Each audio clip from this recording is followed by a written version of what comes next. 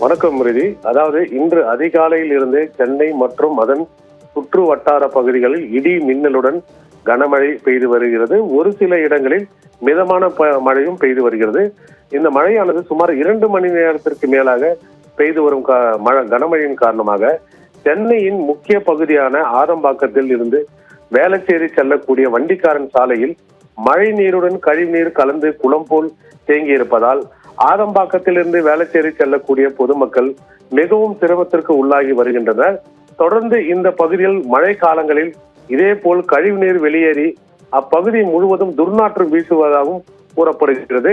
அதே போல் கடந்த 2-3 நாட்களாக இங்கு இருக்கக்கூடிய பாதாள சாக்கடையில் அடைப்பு ஏற்பட்டு கழிவுநீர் வெளியேறிய நிலையில் அது குறித்து புகார் அளித்தும் மாநகராட்சி அதிகாரிகள் எந்த ஒரு நடவடிக்கையும் எடுக்கவில்லை என ஒரு குற்றச்சாட்டை பொதுமக்கள் முன்வைக்கின்றனர்.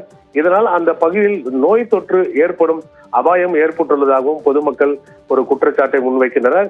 ஆகையால் இங்கு தேங்கி இருக்கக்கூடிய இந்த மழை நீரும் கழிவு நீரும் கலந்திருக்கக்கூடிய இந்த நீரை வெளியேற்ற மாநகராட்சி அதிகாரிகள் உடனடி நடவடிக்கை எடுக்க வேண்டும் என அப்பகுதி மக்கள் ஒரு கோரிக்கை வைக்கின்றனர்.